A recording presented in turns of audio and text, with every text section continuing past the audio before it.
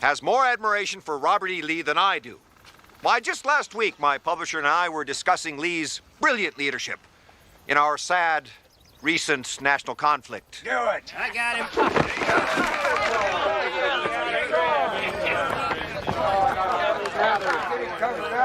All right, boys. Let's not be doing anything we'll regret later on. We hear you've been bragging in this here book about being a Yankee cavalry hero in a Michigan fist.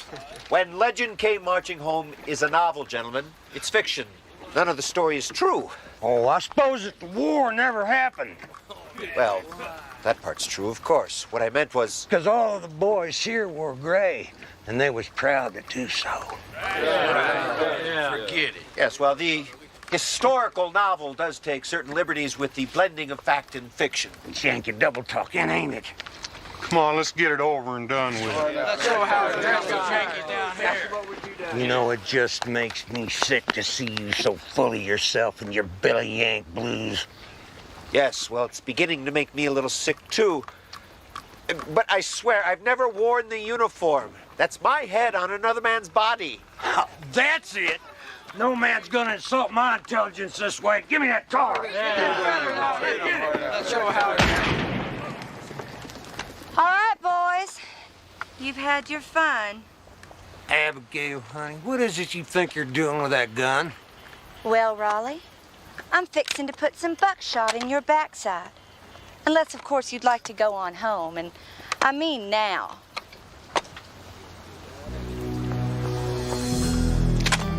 I'd just as soon put it in your front side.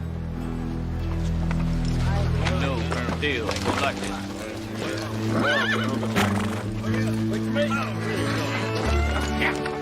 Get back out there.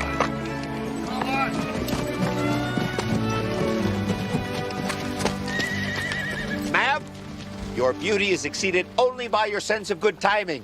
I thank you. Why, Mr. Legend, are you all right? It's Pratt, actually, Ernest Pratt, writer of books. Would you let me down? The blood's running into my eyes. Oh, why, yes, how absolutely horrible of me. Well, you must thank a Texan hospitality, sir. Well, the wounds of the nation heal slowly. I wish my publicist had considered that before he scheduled this Southern book tour. I think that I have just lost all of my manners. Well, I am Abigail Steele. I've read all of your stories, and I have so been looking forward to meeting you. Well, I'd love to sign a book for you, but as you can see, I am upside down. You know, I've always thought that my life would make a most compelling book, but Really? I fear that a tragic turn of events is forthcoming. Yes? How's that? Well, it's my father, Mr. Legend. He's a great man, and I love him dearly, but he's never recovered from his wartime experiences, and, well, I fear what his bitterness may drive him to do. Miss, I'd love to talk to you about this, but Did as you you know can that see... President Grant is on a speaking tour that takes him right through Texas? Well, we must have the same publicist. I think that my daddy plans to do him harm. What? Well, maybe you could talk to my father, Mr. Legend, and make him see that he could wind up hurt or maybe even dead. Ma'am, I'd love to talk to you. I don't know how I could help you. Could you please let me No, down? I really do believe that it is all my mama's fault, really. We were living outside Atlanta when Sherman's army came through and... Oh, the hellish vision of that awful time, sir. Well, I still have an unreasonable fear of fire. Anyway, Mama caught the eye of a dashing Yankee major by the name of John McCullough. And of course, we had no idea that Daddy was still alive at this time in a Yankee prison camp. He'd been caught in that horrible massacre. Much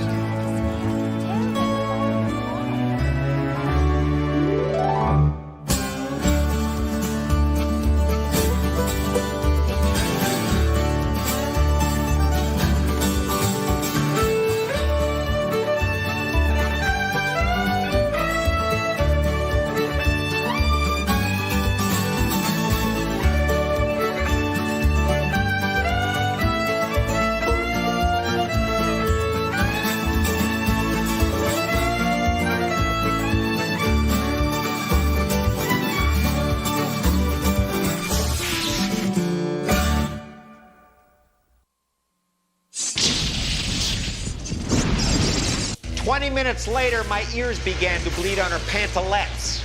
That seemed to get her attention. She finally untied me. And I canceled my swing through Alabama and Mississippi. Doesn't take me long to gauge the mood of my audience, no sir. I want you to increase the rate of the secondary oscillations. But did you talk to him? Who? Her father. Her father was the last person I wanted to talk to. If you believe her, Colonel Steele ate worm-infested horse meat for 8 months in a prison camp while his wife enjoyed conjugal bliss with a Union major. Huh? Janos, the maximum electrical pressure is falling below the elevated terminal capacity. That's intriguing. What are you working on? No. What she said to you, I think it might make for a good book. Oh, please. Nobody wants to read a melodrama about an aristocratic Southern woman who barely survives the burning of Atlanta. Come on. All right. So, what are you going to tell the president? Excuse me? Well, you can't very well let him be assassinated, can you? Professor, the woman has a very severe dementia. I would not want the death of a president on my conscience. Move.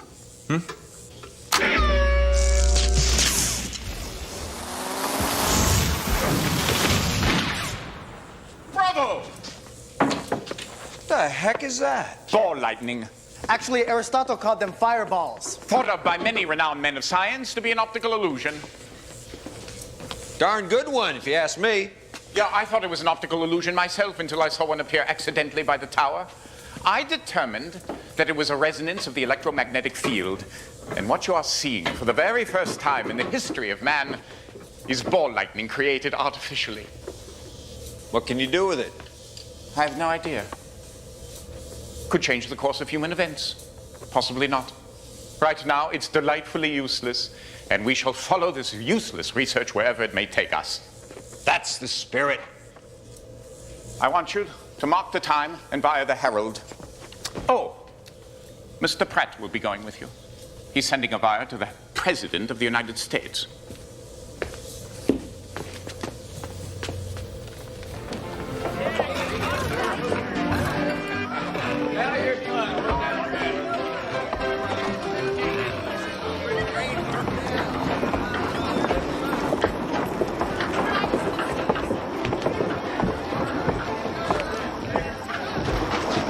Why, Mr. Legend, I thought your famous code of honor didn't permit the wagering of money on games of chance. Well, the boys and I have a little understanding that allows me to dabble in a game of chance now and again. For medicinal purposes, of course. Oh, medicinal. Oh, yes. Even Legend has to find a way to release the tensions in this hard life. You poor dear.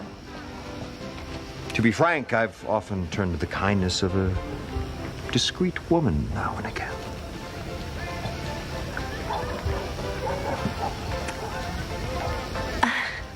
I have never been discreet, but I can keep a secret. Close enough. Just where do you... The Silver King, room 5. Room 7 for me. Convenient. Nicodemus Legend, Occasionally. Detective Rubin, Detective Lynch, Federal Marshal's Denver office. Yeah, you boys move fast. I just sent that wire to the president yesterday. May I introduce Miss Henrietta? Just Henrietta. Henrietta. We were just on our way to... They can wait. No, I don't...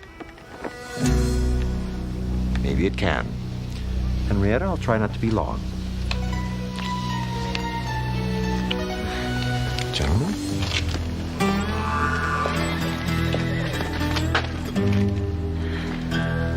I'm sorry, boys, but I'm afraid this is going to be a wasted trip for you.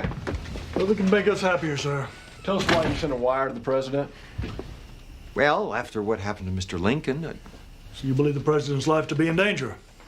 to be honest with you, I really didn't take the girl too seriously. Miss Steele was listing a bit off-center, if you know what I mean. Steele. You're sure that was the name? Abigail Steele, yes. Why? Is that important?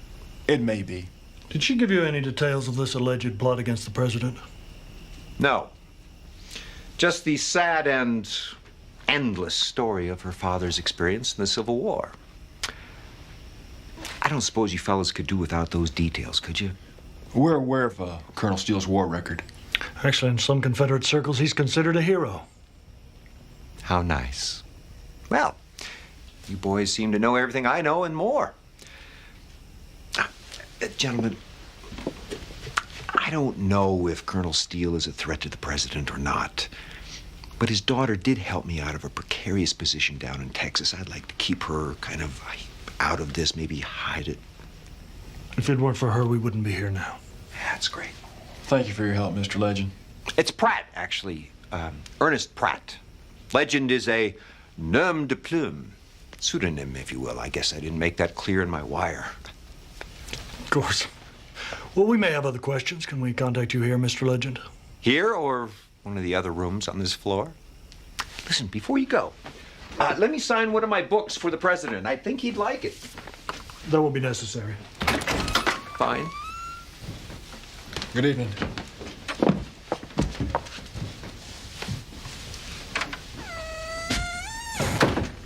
Henrietta.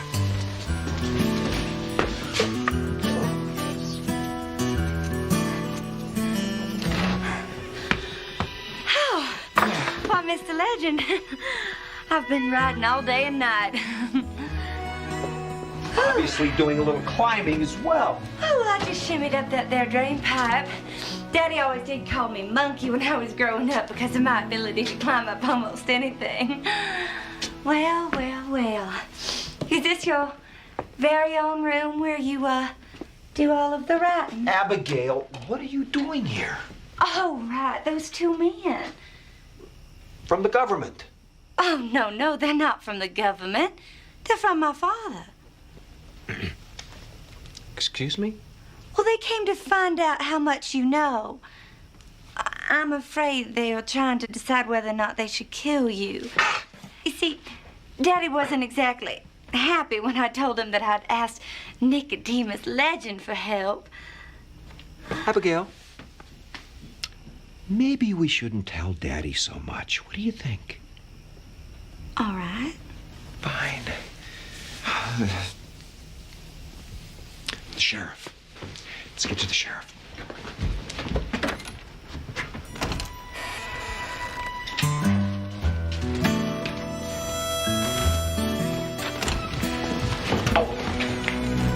Found someone else to help you release all that tension, have you?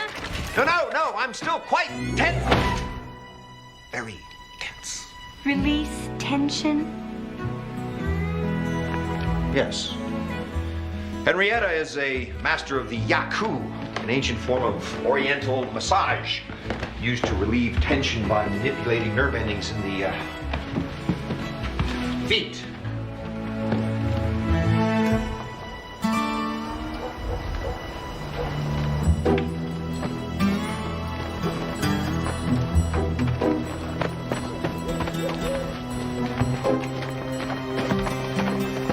Mr. Legend. Daddy.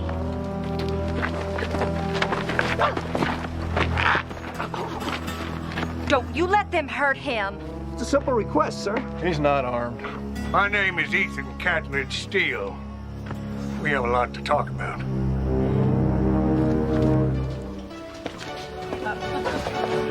One whiskey? And your usual, Mr. Legend. Bless you, Grady. I envy your restraint. At times like these, I've come to depend on the comfort of Kentucky bourbon. An understandable crutch, sir, considering what you've been through.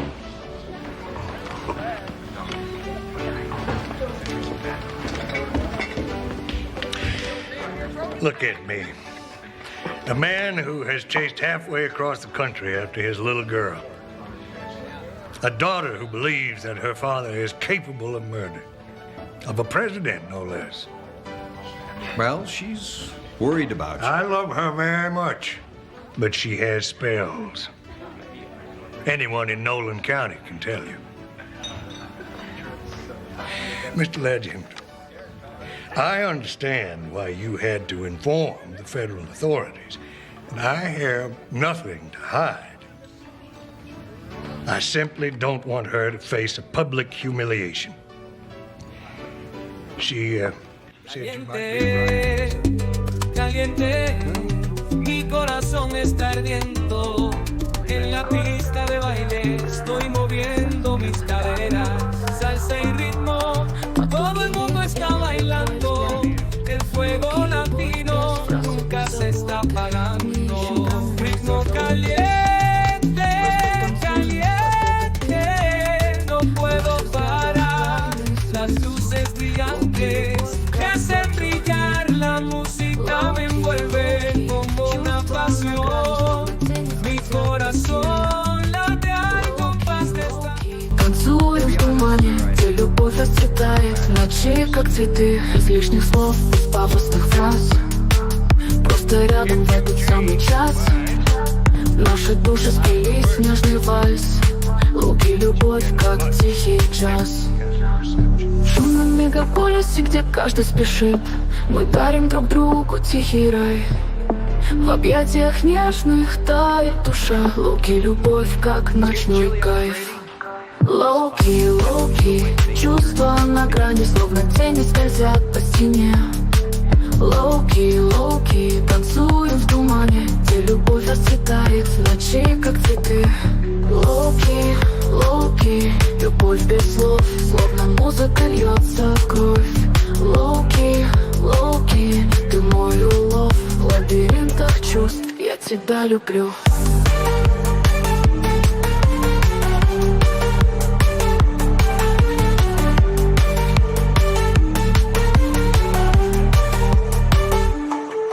Лоу-ки, лоу-ки, чувства на грани, словно тени скользят по стене.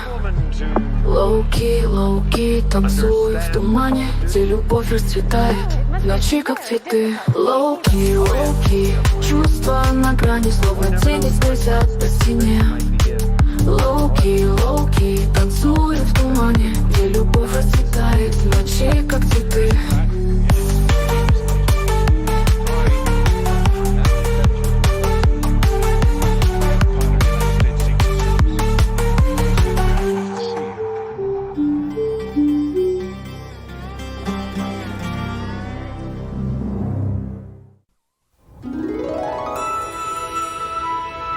Amazing.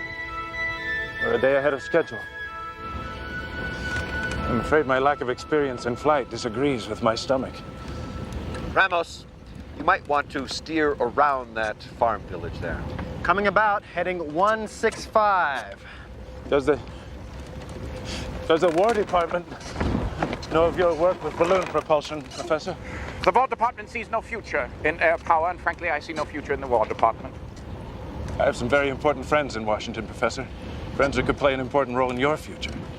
For a proper consideration, I might be able to get them very interested in your work. That would be an improper consideration, wouldn't it? I'm merely suggesting that I might serve as his liaison in Washington. And work for the government at the same time. I'm missing something.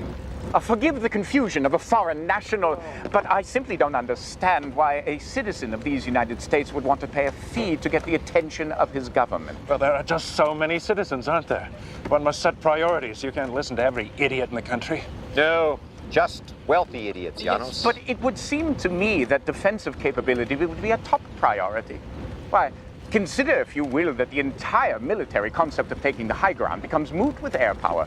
Why, let the enemy take the high ground, right? You simply go higher. Then you drop your projectile direct. You know, Mr. Potter, you make my point quite well for me. Had that cow been the enemy... I'm sorry. No! It's a great shot.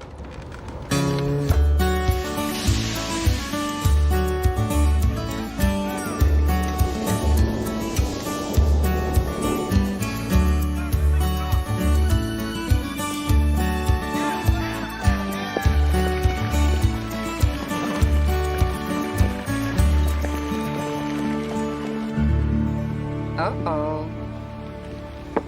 They're going after your brother Orville again. Oh, the vultures. Haven't you had enough? I need more than enough. Tom!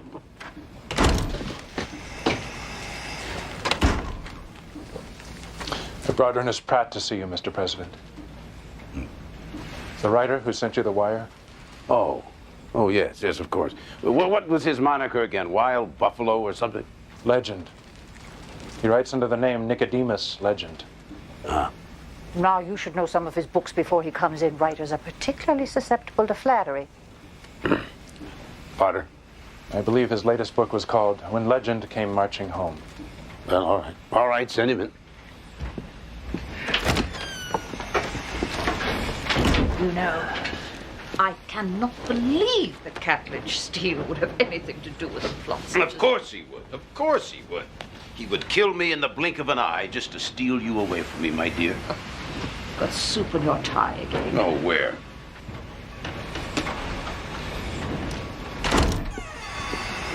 Ulysses, if you would sit up straight when you eat, this would not happen. Mr. Pratt, so good to meet you at last. Or should I call you Nicodemus Legend? Mrs. Grant, it would be an honor to hear you call me Ernest. We are such admirers of your books, Ernest. I particularly liked When Legend Comes Marching Home. What was your favorite again, Ulysses? Oh, well, the same one. I'd be happy to sign your book, sir. I don't think that would be necessary. Fine. The president gave away his copy to a crippled youngster in Sioux City. Changed the boy's life. Well, I leave you gentlemen to your serious discussions. Don't drink. Really nice lady. Really. Are you a drinking man, Mr. Pratt? Well, sir, Nicodemus Legend isn't a drinker. However, Ernest Pratt has been known to dabble in the spirits now and again. Good, because I don't trust a man who doesn't drink, and I need to trust you. On that score, I'm the most trustworthy man alive. Please, please. Tell me, did you actually see Steele himself? Colonel Steele? Yes, sir, I did. He seemed a decent fellow. I'd venture to say you have nothing to worry about. Catledge Steele may be the most dangerous man in America. I've known him since we were at West Point together before the war.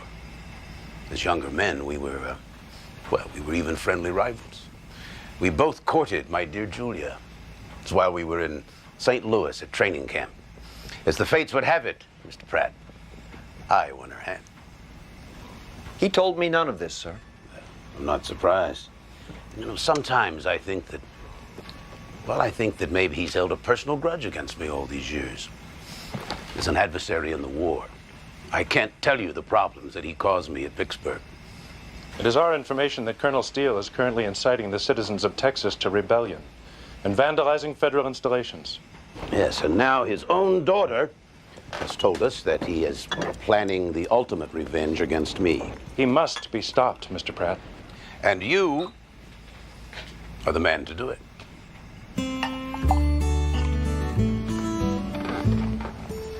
Excuse me?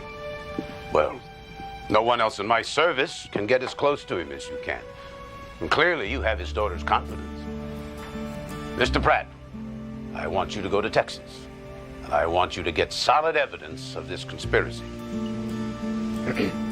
Mr. President, with all due respect, I think you're confusing me with the hero about whom I write. You see, I'm not Nicodemus Legend. I'm no hero. I'm just a writer. I have no particular talent for this sort of intrigue, I swear. I see. Well, no matter. Thanks at least for coming. I do appreciate the wire. Mrs. Grant and I wish you a good journey home. Potter, see Mr. Pratt out.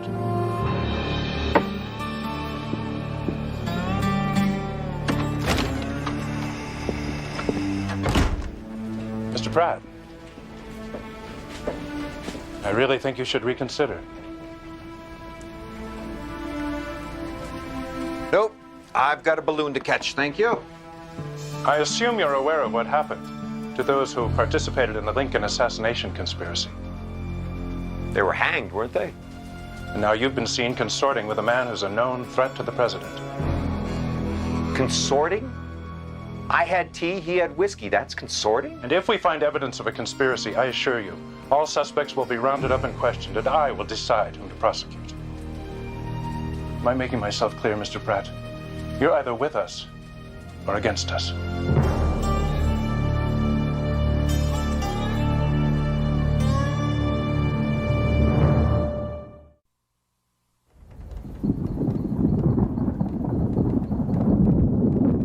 Unless the winds have betrayed us, we should be approaching the Steele homestead. Optics. Ah, yes, there's definitely a compound down there. Would you care to see? Wow. The Bartok thermal emissions detector. You predicted it yourself in your last book. I did? Blood on the moonlit prairie. But that was based on science that doesn't exist. Oh, but it exists now. It was simply a matter of finding detectors that were sensitive to thermal emanations. Thermal emanations? The glow you see in there are human beings, or perhaps animals. Yeah. Well, there's an awful lot emanating down there. Yes, it does seem to be well guarded for an ex-colonel's retirement home. Maybe he's not so retired, eh?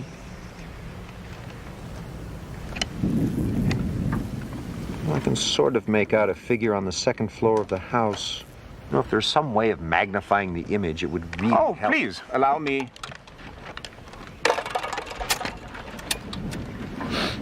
Of course. Yes. It's definitely a woman. Probably Abigail. Get the harpoon ready.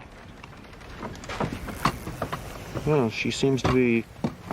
Yes, she's definitely getting undressed. Gentlemen, we're just in time. Oh, incorrigible. Thank you. Come on, quick, quick. There's a storm coming. If you need assistance, flip this switch. What is it? It produces infrared radiation. We'll be able to see it through the night scope. Fire when ready. And Ramos. No peeking.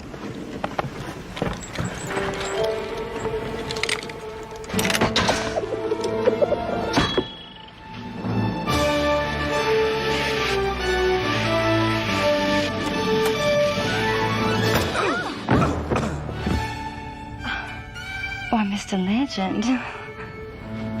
I'm sorry. I guess my sense of timing isn't quite as good as yours. Oh. Well, you embarrass me, sir. At least, I think you do. Mama did always explain to me that a girl should faint in a situation like this, but, I must confess that I feel quite fine. Are you all right, Abigail? I thought I heard something fall. Daddy! Daddy, I dropped my bed. Dropped your bed? I was just moving some furniture around here and there, redecorating. Well, you hadn't ought to be doing that heavy kind of lifting. Next time, let me send some of the boys up to help out. Yes, sir.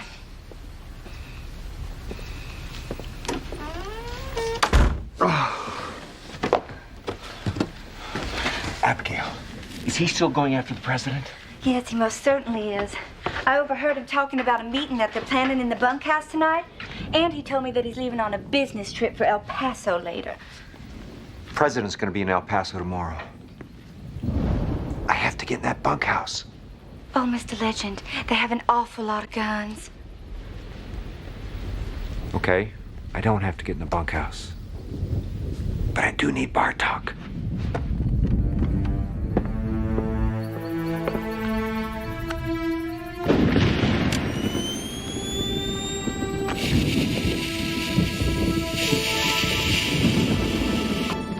There it is. All right, let me down.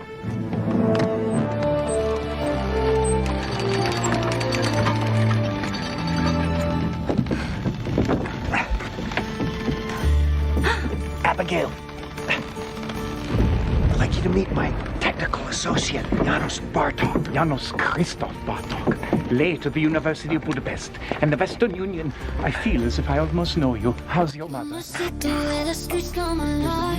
Spanish motif, feeling so alive. The rhythm in my heart is a passion deep inside, dancing to the beat, feeling like I can fly. Isn't he though? In this action movie, I'm the star of the show. With every move I make, I feel the energy flow. I'm the hero of the night. No one can bring me down. From dusk till dawn, I'll run this town. Callejones, our legends are born. In the Spanish motif, dreams are sworn. The fiery passion burns through the night. There he is.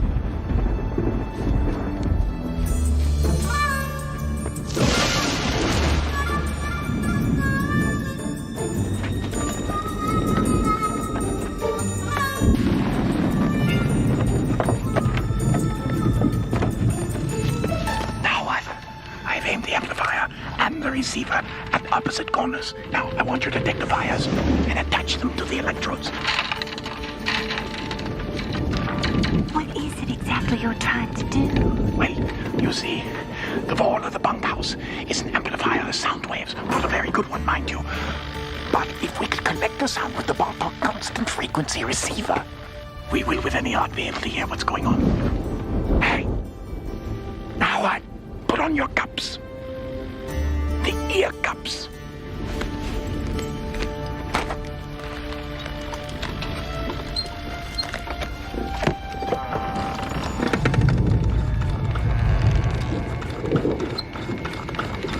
Can you hear? Can you hear? This train will have a uniform detail in the caboose, but no sharpshooters on the roofs of the cars.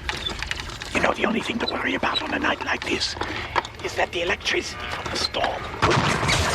Ah!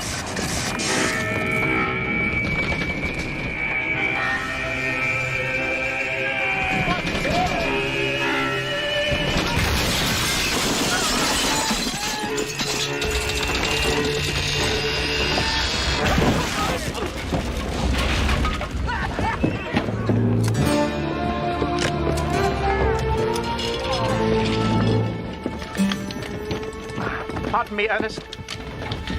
Ernest. What?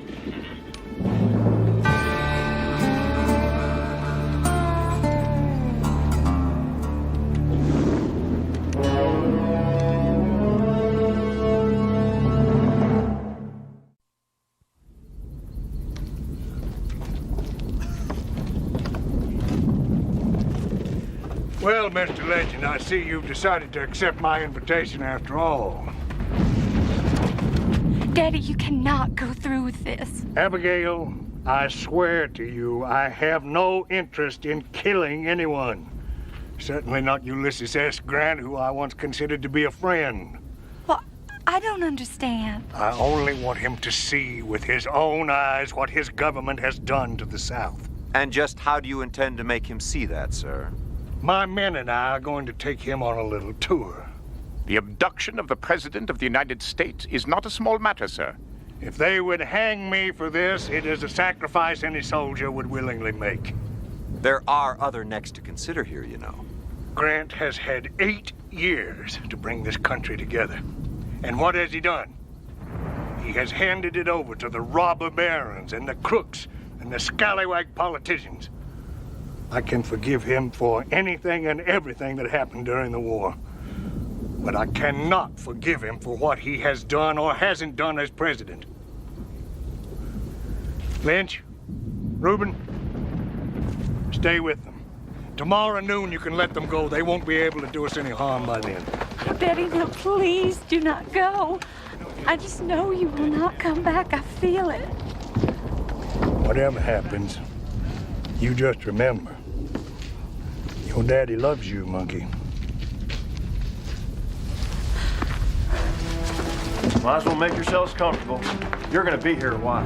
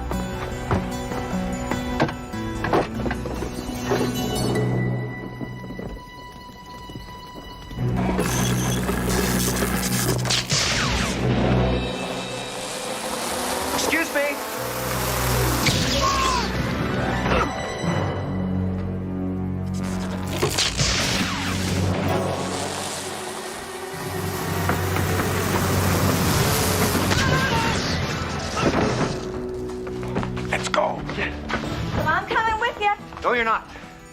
Abigail, you've read my books. You know the girl never goes to the final shootout.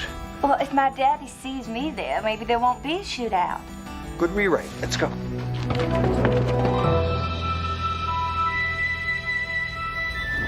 The train is less than 25 miles from El Paso. That means that her father must be 13 kilometers down the track. Well, how can we warn them? Ernest? This is the part where Nicodemus Legend performs some daredevil stunt and lands on the train. Am I right? Can you give me a parallel position? It's traveling too rapidly for us. Oh, give me 10 years of research and you wouldn't be able to say that. All right, we'll use the Legend wings. Oh, sure. When all else fails, just break out the old Legend wings and push them out of the balloon. Oh, this is all so exciting. You see another satisfied customer.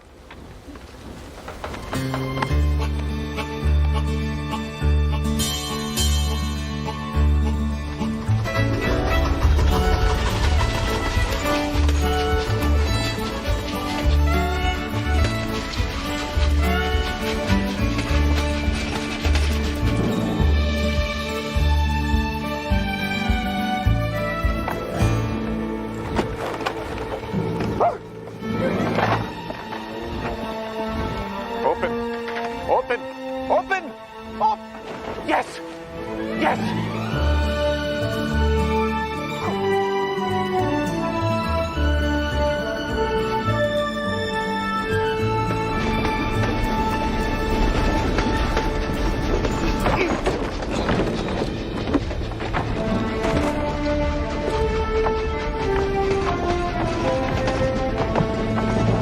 For additional security with the governor, and he's placing troops. Mr. President, you've got to stop this train. How did you? Don't ask. Mr. Pratt, Colonel Steele plans to abduct you before you reach El Paso. abduct me? For ransom? I don't think anyone in Washington will pay. I don't think he plans to hurt you, sir. Mr. President, this is a matter of the utmost national security. I intend to tell my men to shoot to kill. Shoot to kill?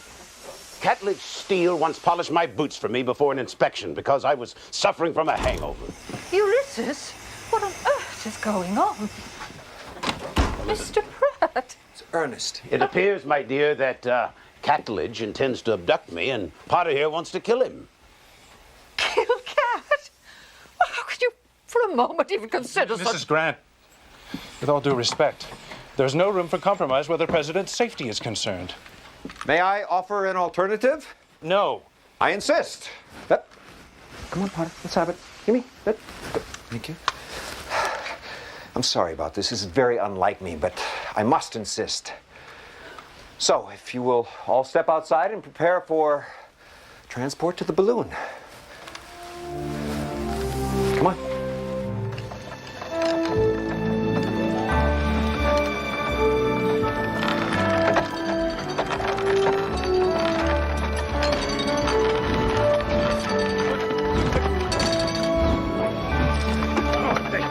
What an honor, sir.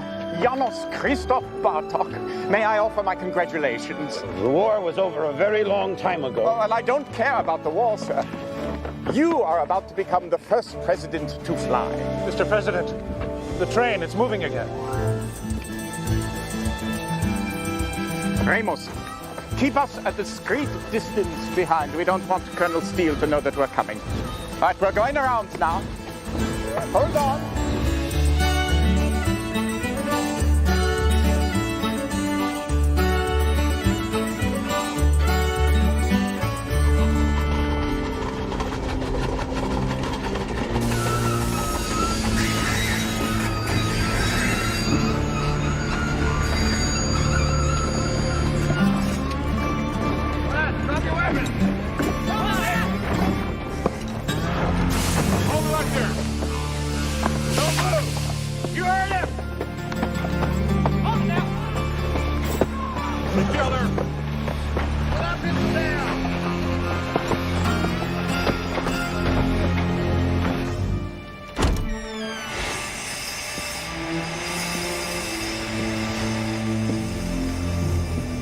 Good morning, Mr. President. I'm afraid you're going to miss your speaking engagement in El Paso. Hello, Daddy. Abigail. You're a mite late for the party, Colonel.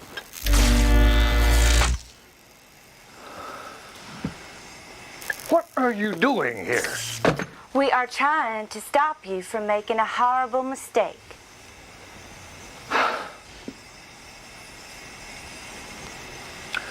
What's next? You wanted to see the president?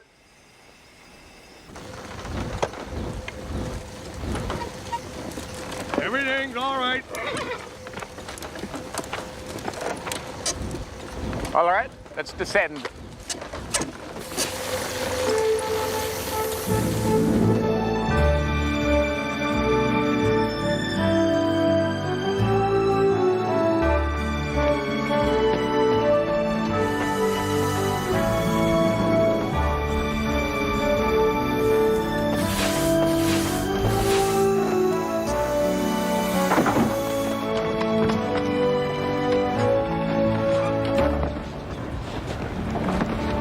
Hello, Catledge.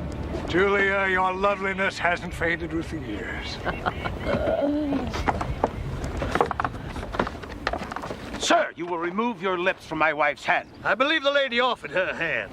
The lady would never offer her hand to a man without honor. And yet she offered a hand in marriage to you, did she not? Damn you, Steele. I will gladly settle this once and for all, here and now, at 40 paces with you. I would prefer sabers. Excuse me. We did not bring you two fine gentlemen together to refight the Civil War, thank you. Well, Mr. Pratt is right. Who's Pratt? That's me. Most of the time. Just look at the two of you. Acting like a couple of overgrown, foolish schoolboys. Well, thanks to the intervention of these gentlemen, a terrible mistake has been averted. One that would haunt you both for the rest of your lives. Now, isn't it time to find a better way to settle your problems? Mr. President, Colonel Steele has invited you to tour this region. Perhaps your good Mr. Potter could rearrange your schedule to accommodate that invitation. What do you think? Well, Potter, see to it. Mr. President, just do as she says, Potter. On your way, son. On your way. I learned a long time ago, Catledge, to take my wife's point of view very seriously. That is one thing we could always agree on. Well, maybe if we can let the country see two old adversaries come together and confront these issues, then maybe we can inspire some forgiveness in others as well. You cannot know how much that would please me, Mr. President.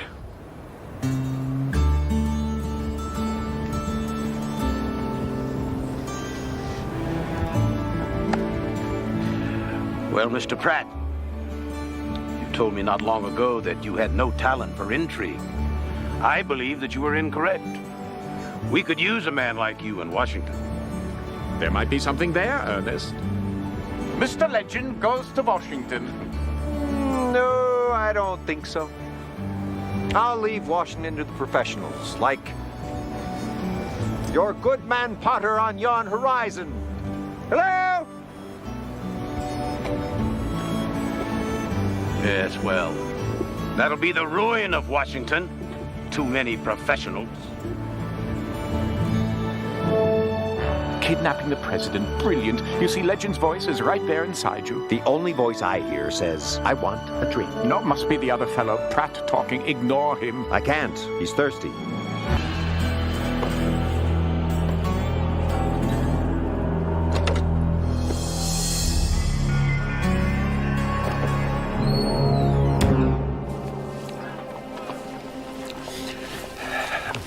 Mr. Legend, good evening. Mr. Mayor? I must say, the entire town is once again in your debt. It is? Oh, yes, very much so. Very exciting.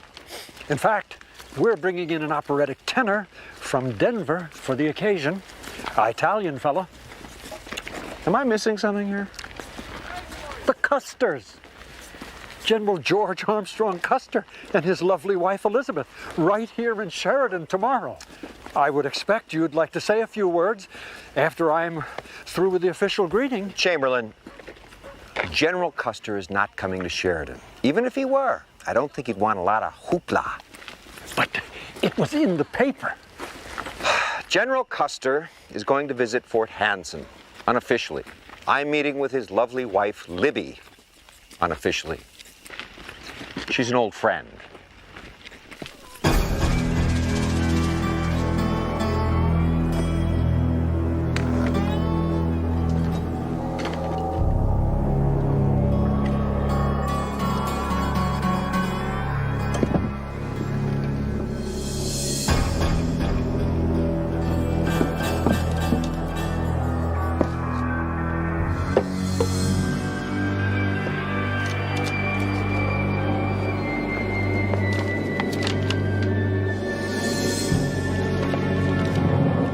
Sorry to disappoint, Mayor.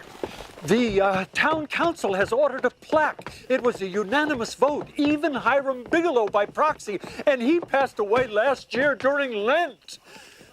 You have a dead man on the city council? It's more of an honorary thing.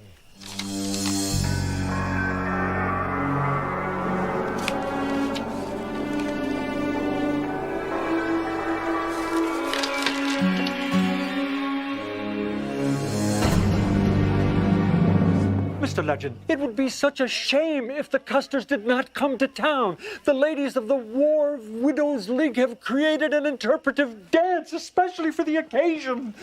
Oh. Sorry, Mayor, no. It's based on the Battle of Gettysburg. No. The cavalry fight. Custer was there, you know. I don't care. Interpretive dance. It's worse than ballet. Why can't people understand a man needs his privacy, that he wants to be alone? Of course, that gets kind of lonely once in a while. Good evening, Ernest. Good night, Alex.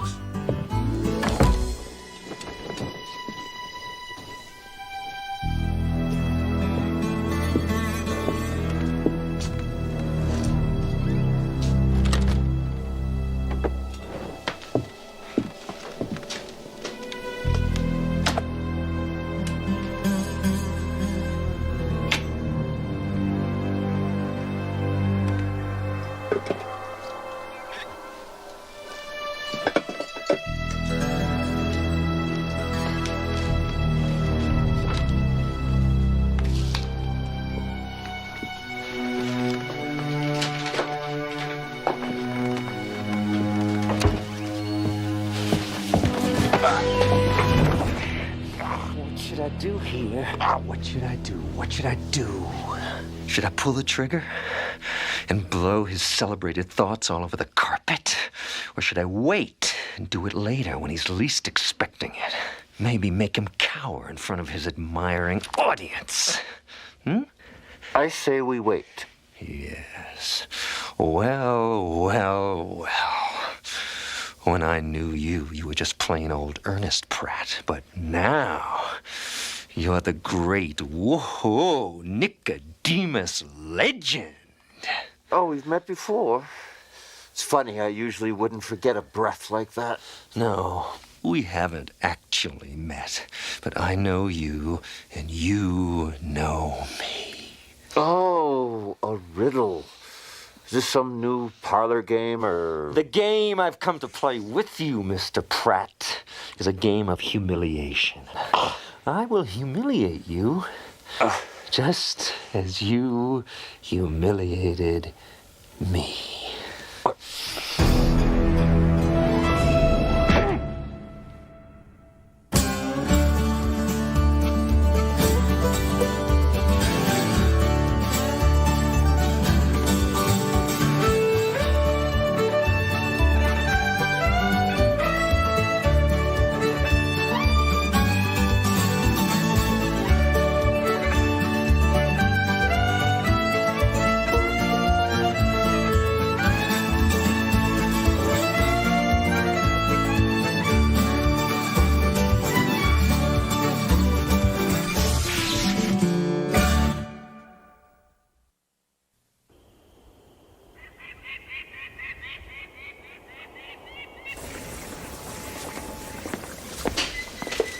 So you humiliated him.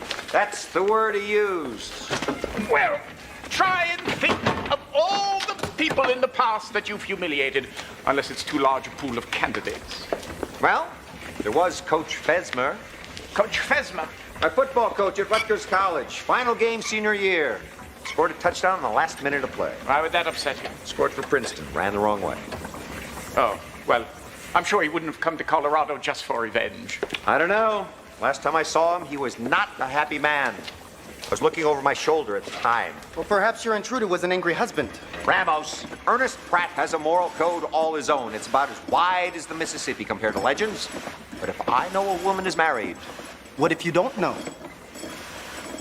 Well, that falls on my side of the river, don't you think? Come, come. Handle the door. Come, come. We mustn't leave General Custer and his wife waiting. He said we know each other, but we've never met. If I didn't know a woman was married, I certainly would know the husband, would I? Well, that certainly rules out Coach Fesmer. Oh, he will come for me one day, I know it. He will come. I think you'll like Ernest. Yeah, you say that about all your ex-beaux. He is not an ex-beau. You say that about all your ex-beaux. He is a friend of the family. I think that he could help us with our cause if he wrote about your trip to Washington. His publisher is a very important Democrat. I'm a very important Democrat. I am, soon to be even more important. Yeah. You make a lovely first lady, Libby. I wish that I could see as bright a future as you do, Audie. The scoundrels in the War Department got you afraid, do they? It's just we're fighting on a very different battlefield this time. But the key is to make the enemy fight your fight, and the field of battle doesn't change that. You'll see. When Congress learns that our War Department is endangering the lives of its own troops, then... Whoa, whoa, whoa!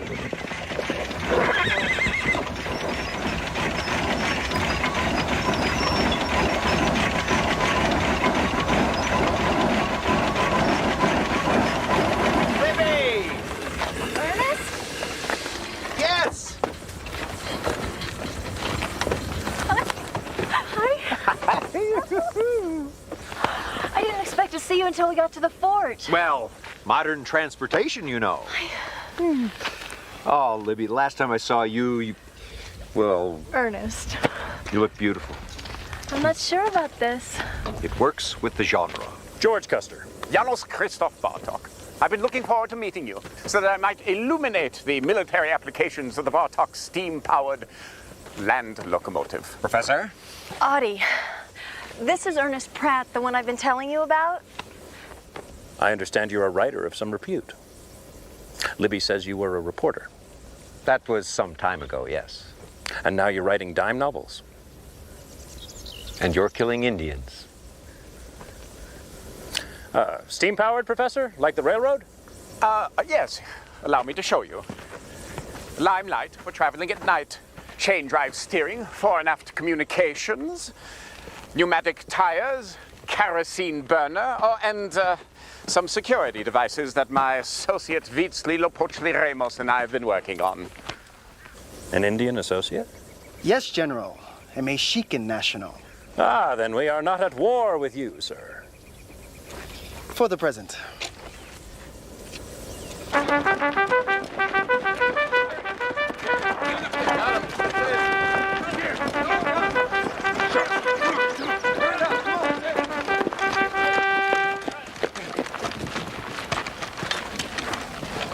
Right here. All right, at ease.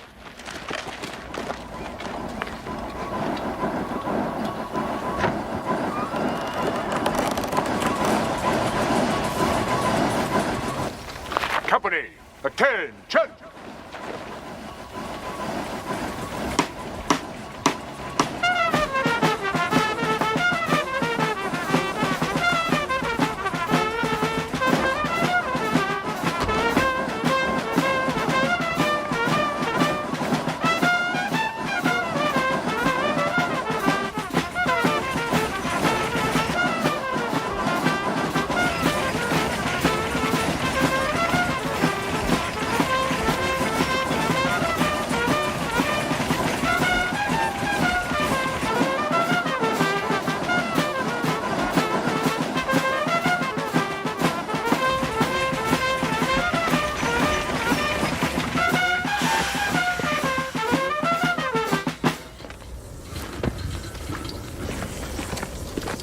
General Custer, welcome to Fort Hanson. At ease, Sergeant Major. Good to see you, Miles. General Endicott Whipple of the U.S. War Department. I believe you know Captain Bragg. I didn't expect anyone from Washington to greet me, sir. News of your personal tour of the western forts reached the administration several days ago. Ah, the famous author, Ernest Pratt. I enjoy the legend books, sir. I read in the Post newspaper about your reunion with Mrs. Custer. May I inquire, is that the sole purpose of your visits? Well, I haven't come to enlist, if that's what you mean. What he means is he's worried you're going to write about my investigation into the treachery of the Post traders, which he is. I am? I'm afraid you'll find that a dull subject. Well, I don't agree. Seems quite interesting at the moment. Will the General and his wife join me in the captain's quarters for dinner? I have other plans, Whipple. I'm afraid Sergeant Major McKinney has already invited us to dine with him in the non-commissioned officers' mess.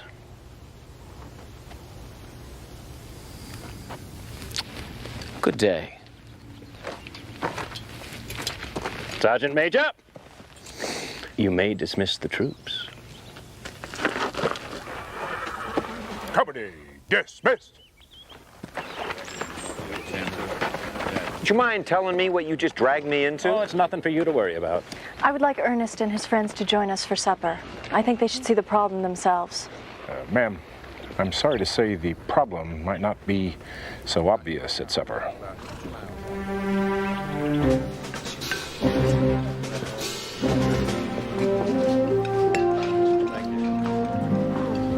This is some of the best corn-fed beef I've had since we left Michigan. Our rations suddenly got a lot better. Usually it's tinted sawdust for coffee and tea, chalked flour, watered vinegar and oil, and half-rotten, maggot-ridden horse meat for beef. This is the War Department show for company. We should visit more often. Well, I don't understand. Are these not the officers' rations? No, these are our rations, all right. They're usually sold by the post traders for profit. With the blessings of the War Department. And Mr. Whipple permits this. Permits it. Gets rich from it. The War Department is riddled with corruption. Our troops starve, and the Republicans continue to profit from it. If the General and his guests will indulge me, we have another problem. Perhaps more serious?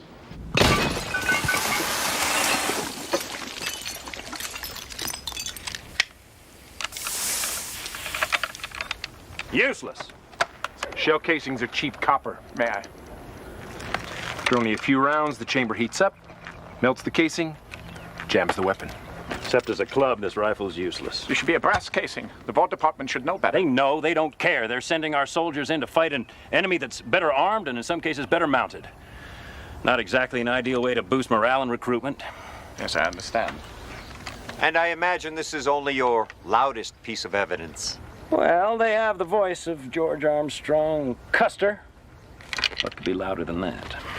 General, that committee is going to want hard evidence, and except for cheap ammo, you don't seem to have any. Now. Is this the journalist or the dime novelist consulting me in this matter? Take your pick. Well, I've been advised and consulted my entire career, but I do believe it's the first time an imaginary character's ever told me what to do. You wouldn't be starting to believe your own fiction now, would you, Mr. Pratt? No more than you'd be believing yours if you went to Washington armed with hearsay and your wonderful charisma. What you mean to say is ego, perhaps, is it? An editorial choice, General. Ernest, take me for a walk.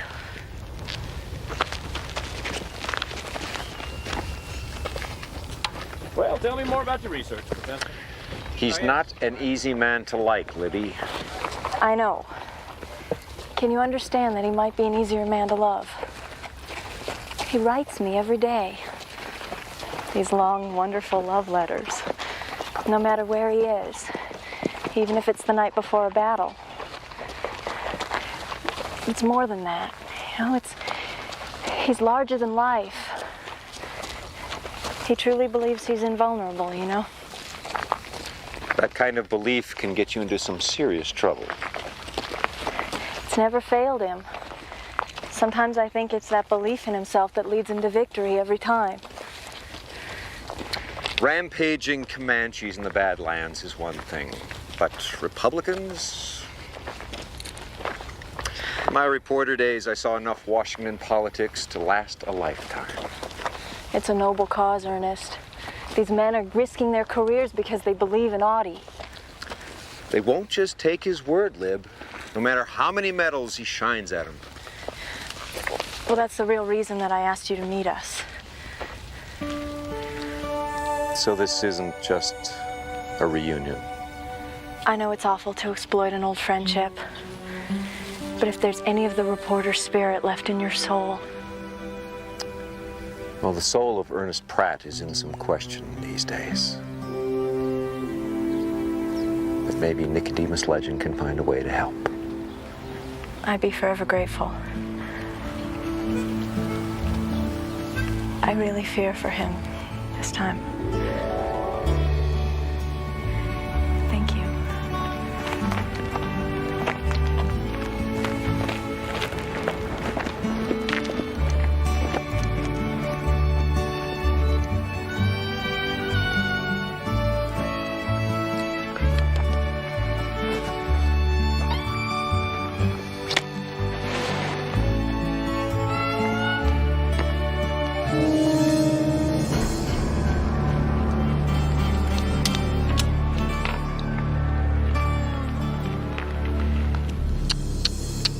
Nicodemus Legend doesn't smoke. Do you know why you're still alive, Mr. Pratt? Clean living? You're still alive because I didn't want to get blood on Mrs. Custer's dress. Very thoughtful. Oh, and you once called me brainless. But never to your face, since we've never met. No. You still don't know who I am, do you? Obviously. I didn't mean as much to you as you did to me. Well, if it's any consolation, you mean a lot to me right now. Then come on, Mr. Pratt, come on. Put the pieces together. Someone from your past, someone with cold revenge on his mind, and somehow it's all connected with General George Armstrong Custer. Custer? What part does he play in this? The lead. But don't you worry. Your audience will be sure to remember what happens to you as well.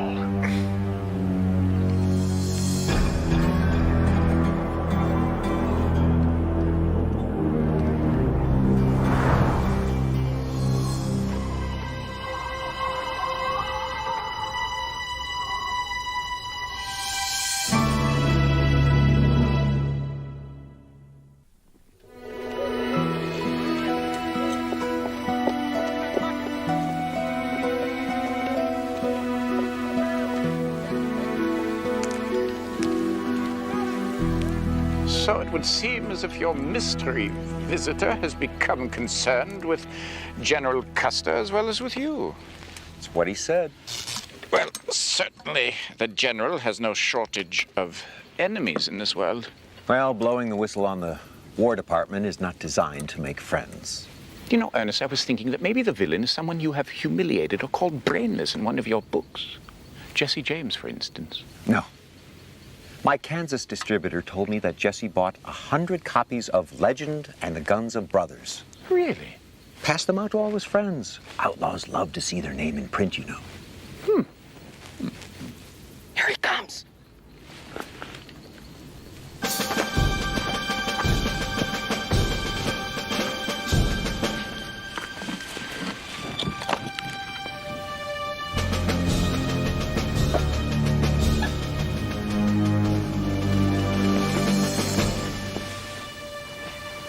"9 o'clock, on the dot, just as McKinney said." Let us not let this moment pass without fully appreciating what it represents in the annals of science. We're stealing evidence for Custer. No. We are intercepting a private via communication. This has never been done before. Yes, well, the minute the government knows you're doing it, they'll make it illegal. You know that.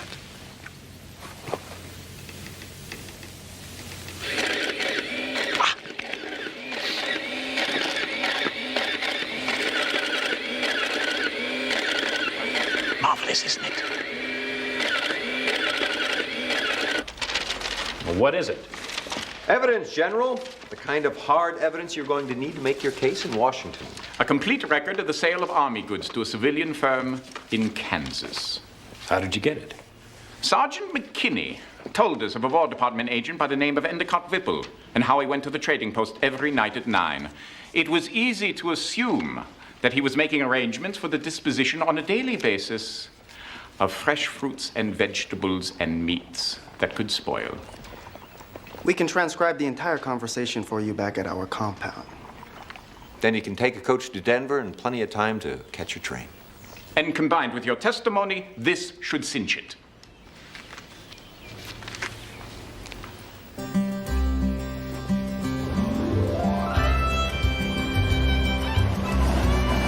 Right now I'm working on an electric coach, which I believe will be far more efficient if I could only get the batteries down to size. Well, what size are they now? They're bigger than the entire carriage itself, but I'm working on it.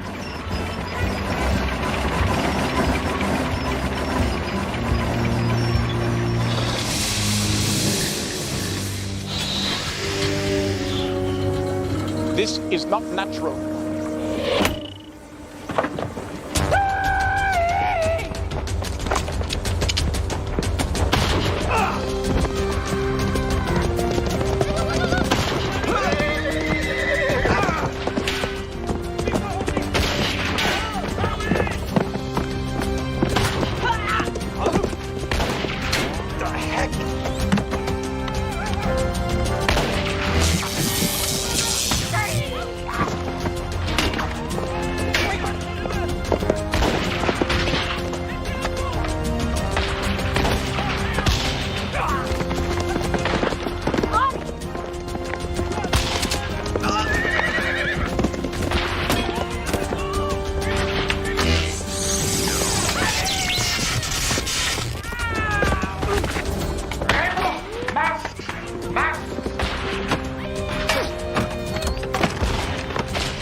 Everybody, put your masks on. Put the Baltic Air Conservancy masks on. Remo, gas!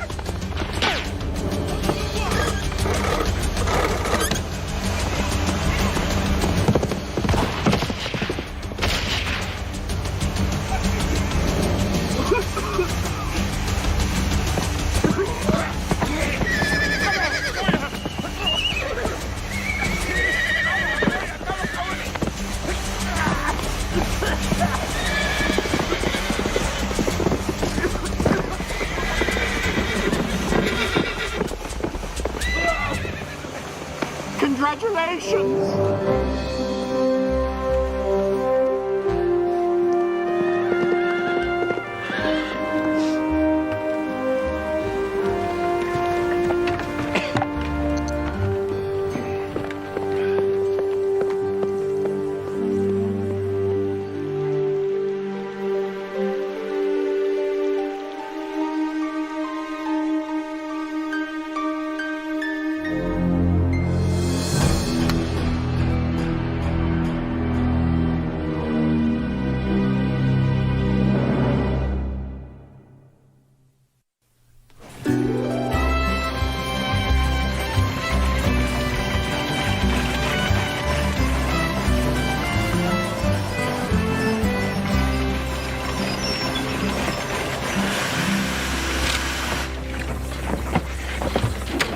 When inhaled, it is fast-acting, noxious, slightly irritating to the mucous membranes, but not dangerous. What do you call it? Bartok's weeping gas. I wasn't aware there were any hospitals in the area. Well, there weren't. Maybe they converted. All Indians are hostile, gentlemen. Present company excluded, of course. Ramos? Obviously, the local tribe heard that the West's greatest Indian fighter is in town and felt obliged to take advantage of the occasion. This appears to be a Cheyenne arrow. Wouldn't you agree, General? Quite right, Ramos. At last report, the nearest Cheyenne raiding parties were in Dakota territory, hundreds of miles north. They've come a long way to get you. They always do. General, I will concede that you are a highly qualified potential victim, but I think something else is happening here. Janos, show our friends some of that famous Hungarian hospitality while I conduct a little raid of my own.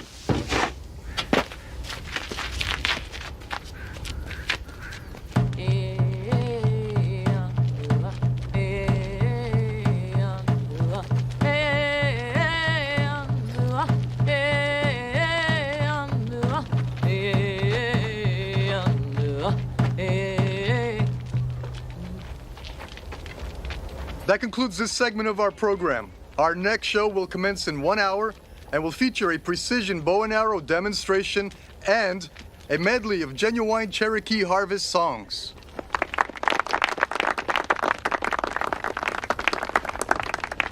Ah, Standing Beaver. The great Nicodemus legend, profitable author and adventurer.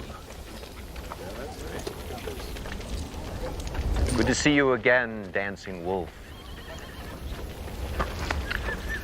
I need some information. Certainly. Let us smoke on it. Here you are. As you may know, General Custer is in the area. What kind of an Indian would I be if I didn't know that? I understand he was attacked on the way back from the fort. What else do you know? I know my receipts are down 25% from last year. Here we go. When I came to you in the spring and asked to be included only in a modest way among the attractions you were offering to tourists, would you see me? No. In the fall, when I suggested that an Arikara hunting dance might add some color and authenticity to your lecture in Denver, would you have anything to do with me? No. You ignored the Indian and his needs, thinking only of your own pockets. Beaver, I don't control the legend business. My publisher does. My face, his profits. That's the way it is.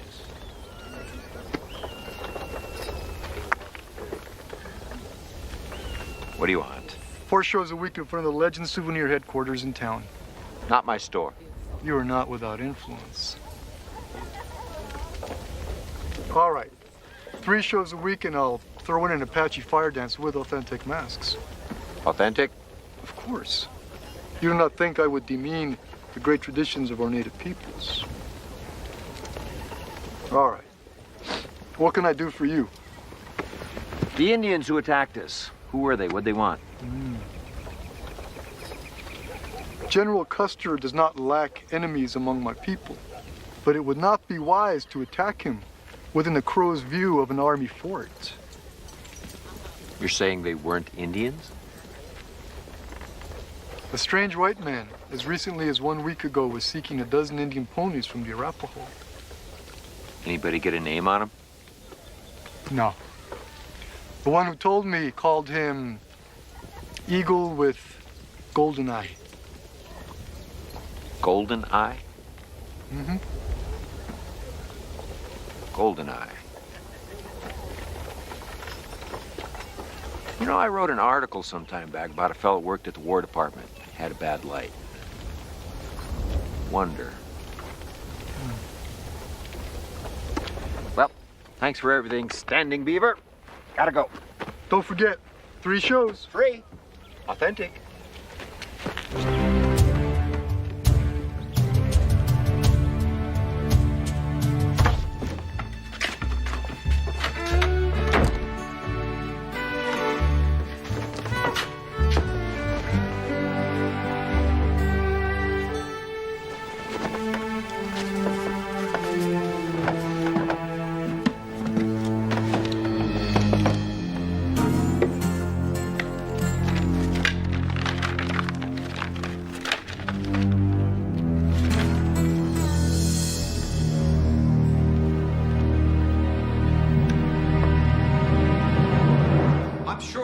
On that page. That man was in my room. You know, perhaps they just fell out. No. My mother assembled this book. Nothing would just fall out. Trust me. Now, if I'm right, It was a funny article about a small-time rogue. Worked for the War Department, I believe. Funny? This man doesn't sound funny. Yes. Well, he was caught in a bungled burglary of a senator's office. But the break-in was so ineptly executed that I wrote the whole thing for humor. Sometime later, he lost an eye in a barroom brawl. Wore a patch in those days. Evidently, he's garnered a taste for gold. So you did humiliate him, just as he said. Well, I can't remember everything I wrote about him. And you can't remember his name? That's why people keep scrapbooks, to remind them of details that fade with the time. These articles are all around 1869. Boo. Bad year for me. February, March, I don't recall at all. I was working for the Examiner at the time, living at the Alhambra with a cultivated woman from Baltimore, name of Elvira. She was Romanian, or so she said. She had a little tattoo on the inside of her right. Of course, that's another story altogether. And apparently not all details fade with time. Yes, well, some details are a bit more distinct than others. Aha! Just as I suspected. The article has been pressing against the opposite page for many years now. And with a little examination and a little hocus pocus, I was able to produce this.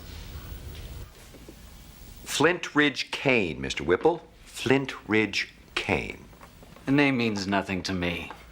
He was employed by you at the War Department some time back, and believe me, he's not an easy man to forget. That was almost 10 years ago. He could be dead or in prison. I have no idea where he might be today. I do. He's here, and he's a threat to General Custer. Are you suggesting that the War Department is somehow responsible for the Indian attack on General Custer? Yes. I categorically deny that charge. Oh, save it. I can tie Kane to the attack, and I'm sure without much trouble, you to him. I assure you, you're mistaken. Good. I hope I am. Because if anything happens to Custer or his wife on the way to Washington, a train wreck, fall from a horse, a severe head cold, anything at all, and I'll be back.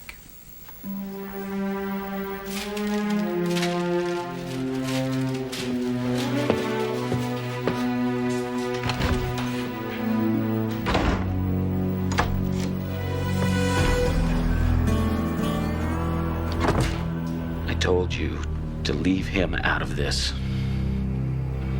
It was too good an opportunity to waste. Killing Custer for you while I get the satisfaction of watching the famed Nicodemus legend look on helplessly in disgrace. Well, you can forget about them both now. You're finished. Terminated. Do you understand? Oh, I love a challenge, Mr. Whipple. From this point forward, this will be personal. Mr. Kane, there is a time to cut your losses. Really think so? Maybe you're right. Since you're the only one in the War Department who knows what I've been doing, perhaps you're the loss that I should cut.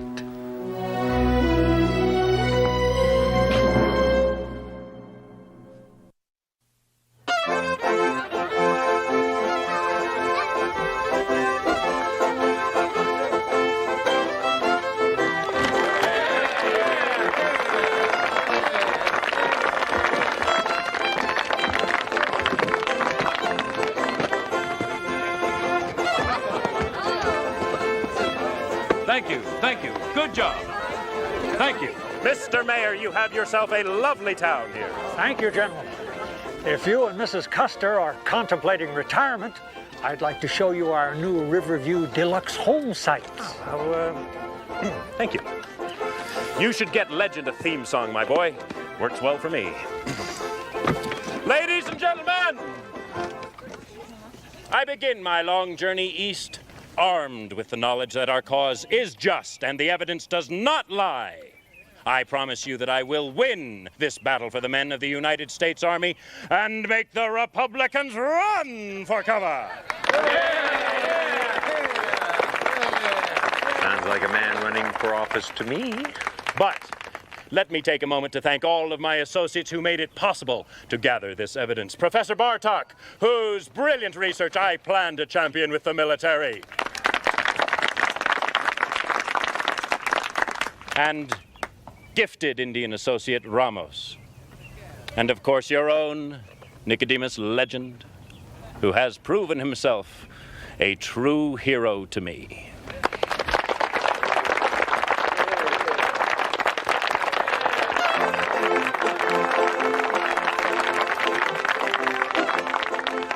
That's his way of saying thank you. Oh. This is mine.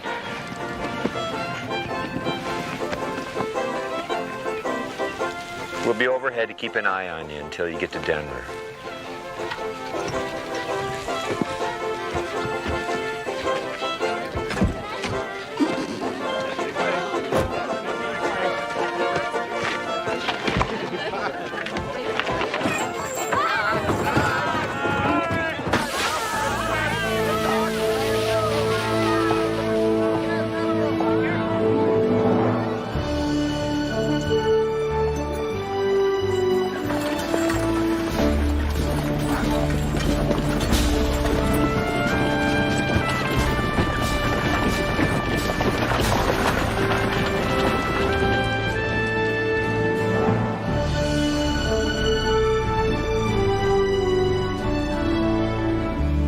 Everything is clear as far as the eyeglasses can see. He could, too, you know. Could what? Become president. Oh, no, I don't think so. Is that your professional clairvoyant opinion, Professor? Well, he's a Democrat, you know. You don't have to be a clairvoyant to know that the Democrats don't have a chance in Hades to win the election this year. Oh, look! They're waving. Here, take a look.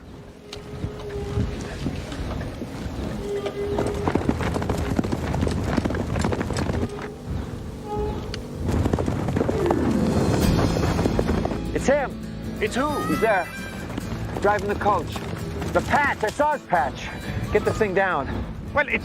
Get down! There's no time. There's no time to get it down. Make it go backwards.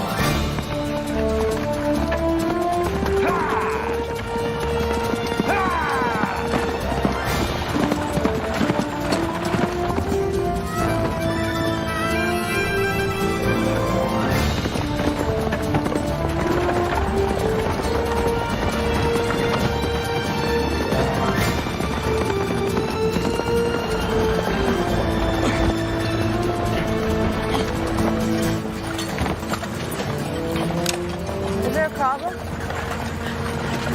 Apparently there is. All right. Don't try to be perfect. Right. And don't try to get into the driver's seat. But if you get close to the roof... Professor, I've done this before. Remember me? Yes. Oh, good.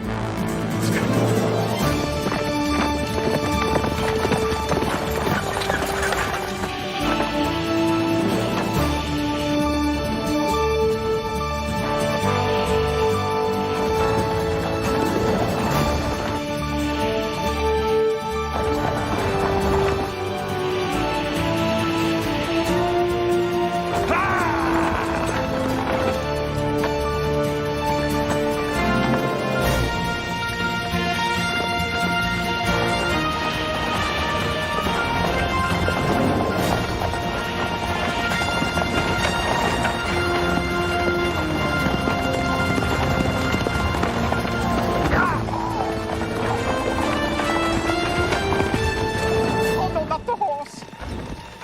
Give me some slack.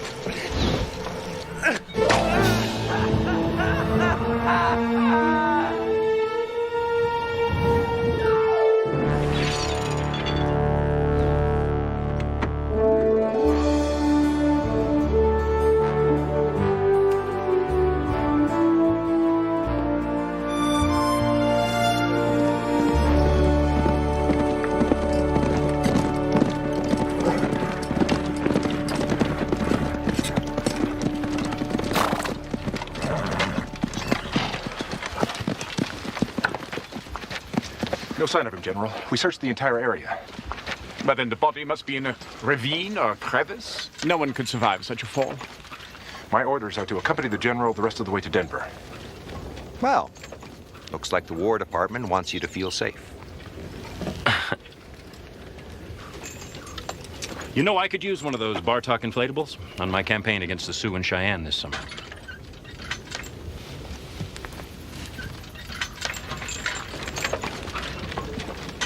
You boys wouldn't want to come along with me now, would you? Oh, no, thank you very much. Nice invitation.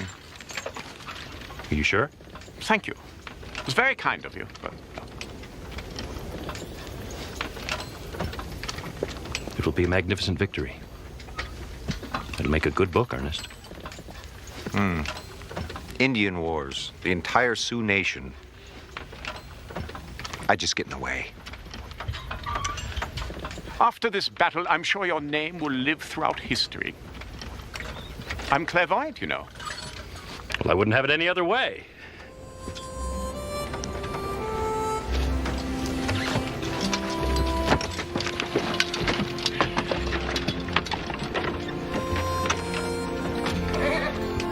Yeah.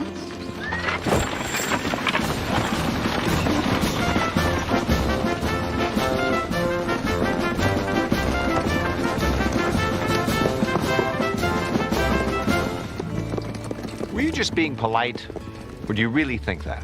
Oh, no, I do. I really do. Lucky fella, that Custer. Some people always seem to be in the right place at the right time. You know?